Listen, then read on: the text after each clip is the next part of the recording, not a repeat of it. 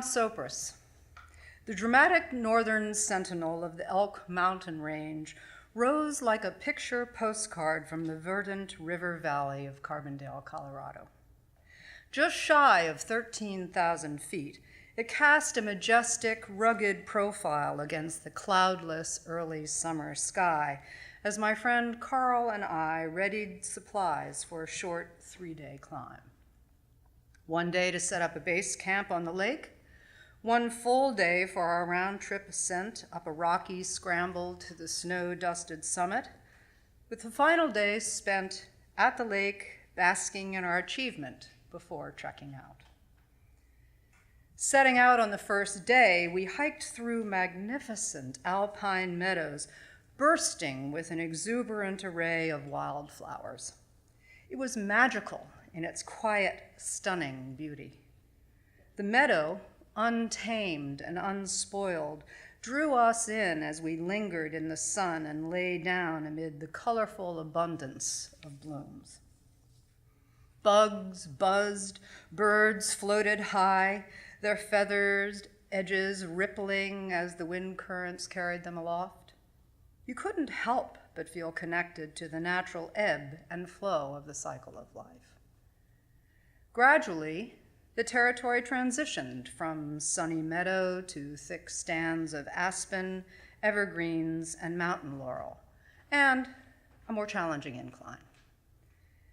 As we ventured deeper into the woods, making our way to the camp at the lake, the mosquito population increased dramatically. Usually, for some happy reason, bloodsuckers don't take an interest in me. But now, apparently, my pheromones had transformed into some sort of irresistible bug aphrodisiac, and they couldn't get enough. Somewhere in the kingdom, a silent dinner bell had rung, and we were the blue plate special. The mosquitoes became so thick that when I brushed them off my forearm, it seemed as if they'd merged into some kind of winged, detachable fur. I feared I was going to start to inhale those that hovered around my face. Carl pulled on his knit hat to cover his shaved head, and in hopeful defense, zipped his jacket up to his chin. When we finally arrived at the lake, I made a beeline for the dip, foolishly imagining I'd wash off whatever was attracting the thirsty, buzzing throngs that fought over the scant bits of my exposed flesh.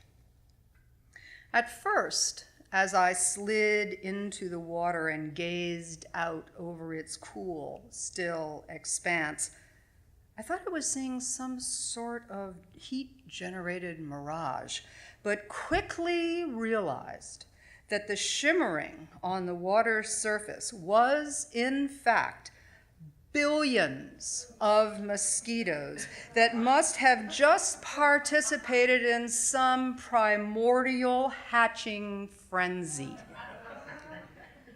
By the time I returned to camp, Carl was zipped inside the tent. Let's just say he was not a happy camper.